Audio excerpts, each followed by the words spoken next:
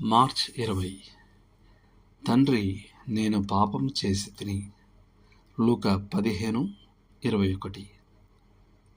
తప్పిపోయిన కుమారుడు పశ్చాత్తాపపడి తిరిగి వచ్చిన తర్వాతనే తండ్రి పరుగెత్తుకుని వెళ్ళి అతని మెడ మీద పడి ముద్దు పెట్టుకున్నాడు. పశ్చాత్తాపం కలగనంత వరకు క్షమాపణను అందించడం నీతియుక్తమైనది కాదు.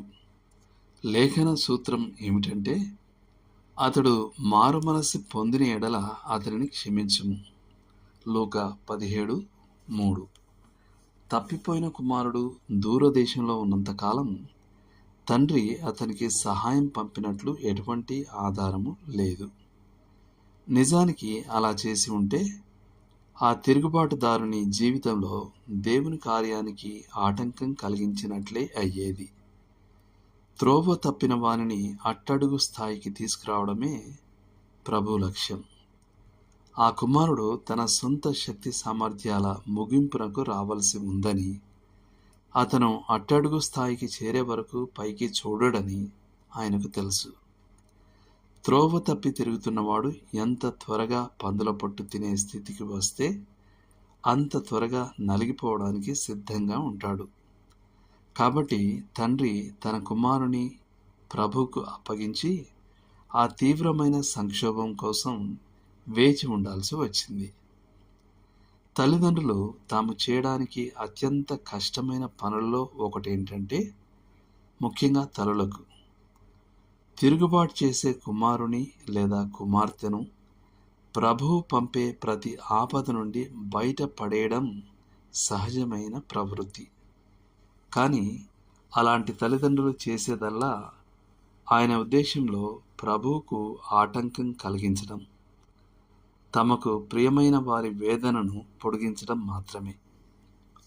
స్పర్జన్ ఒకసారి ఇలా అన్నాడు: తప్పు చేసే వారి పట్ల నిజమైన ప్రేమ అంటే వారి తప్పులో వారితో స్నేహం చేయడం కాదు, కానీ అన్ని విషయాలలో యేసు పట్ల నమ్మకంగా ఉండడం. ఒక వ్యక్తిని అతని దుష్టత్వంలో ప్రోత్సహించడం ప్రేమ కాదు. బదులుగా ఆ ప్రేమ వ్యక్తిని ప్రభువుకు అప్పగించి, ప్రభువు ఎంత వెల చెల్లించవలసి వచ్చినా అతనిని తిరిగి బాగుచేయి అని ప్రార్థిస్తుంది. దావీదు చేసిన అతి తప్పులలో ఒకటి, అబ్షాలోములో ఎటువంటి పశ్చాత్తాపం రాకముందే అతనిని తిరిగి తీసుకురావడం. కొద్ది కాలంలోనే అబ్షాలోము ప్రజల హృదయాలను చూరగొని తన తండ్రిపై తిరుగుబాటుకు కుట్ర పన్నడం ప్రారంభించాడు. చివరకు అతను తన తండ్రిని యెరూషలేము నుండి తరిమివేసి అతని స్థానంలో రాజుగా అభిషేకించబడ్డాడు. దావీదును నాశనం చేయడానికి తన సైన్యంతో బయలుదేరినప్పుడు కూడా దావీదు ఒకవేళ ఘర్షణ జరిగితే అబ్షాలోమును ప్రాణంతో విడవమని తన మనుషులకు ఆజ్ఞాపించాడు.